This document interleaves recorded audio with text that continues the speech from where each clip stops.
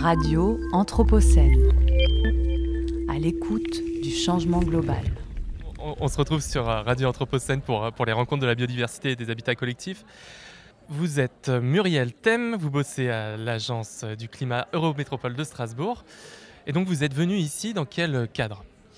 Alors donc je travaille en tant que chargée de mission végétalisation et adaptation au changement climatique à l'agence du climat.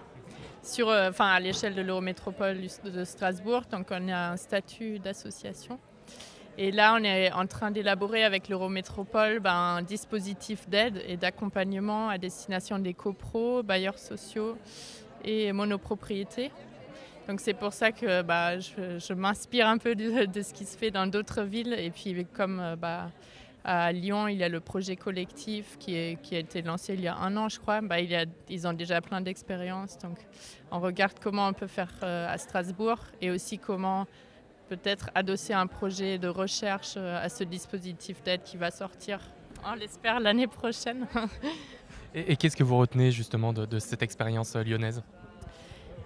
Ce que je trouve super intéressant, parce qu'à Paris maintenant il y a aussi un dispositif d'aide, mais à Lyon ce qui est vraiment particulier c'est qu'il y a une vraie implication des assos qui font de l'éducation à l'environnement et qui sont naturalistes aussi, donc c'est super intéressant je pense que de travailler là avec Arthropologia et des espèces parmi Lyon, parce qu'ils arrivent à créer une dynamique au sein de la copro, de convaincre les gens, parce que moi je me rends compte avec les accompagnements que j'ai pu faire, en général, il y a toujours les motivés qui nous contactent, mais il y a plein de réfractaires.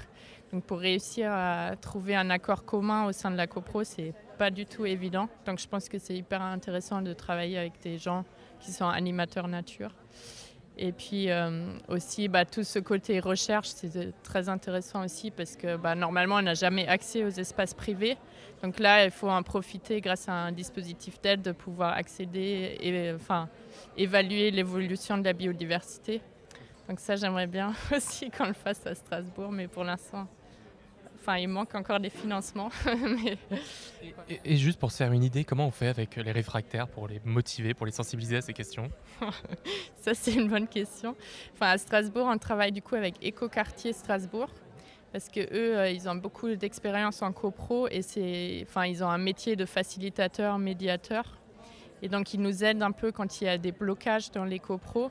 On fait souvent des réunions publiques avec tout le monde, où on met tout le monde autour de la table et eux, ils arrivent bien à animer la réunion et pas braquer les gens. Et puis, du coup, l'idée, c'est souvent que entre eux, ils élaborent en gros 3 idées réalistes et 3 idées plutôt idéalistes qu'on peut mettre en place sur le long terme. Et comme ça, on essaye de les rassurer un peu et d'embarquer tout le monde dans le projet. Et vous parliez tout à l'heure des données scientifiques de la journée. Qu'est-ce que vous en retenez ? Qu'est-ce qui va vous être utile ? Alors, dans les grandes lignes. Non, je trouvais très intéressant la présentation de Thomas Boutreux, où il disait un peu des grands critères pour dire comment créer des connectivités, qu'il faut que la parcelle soit à moitié végétalisée, 50% au moins soit végétalisée, et que aussi si on a...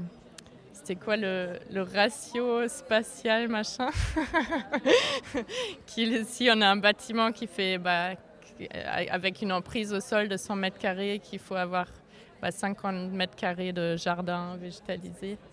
Oui, open space ratio. On nous donne des informations dans l'oreillette. J'ai une souffleuse, c'est très bien. Ouais, voilà, donc ça c'est très intéressant pour voir vraiment en quoi ça peut être bénéfique pour renforcer et créer des connectivités écologiques.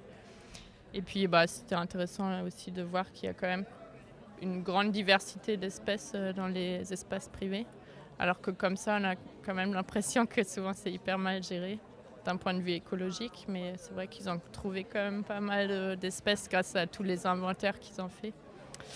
Donc voilà, c'était intéressant. Ok, merci beaucoup. On se retrouve bientôt sur Radio Anthropocène. Bonne soirée. Ouais, bonne soirée, merci. Radio Anthropocène. À l'écoute du changement global.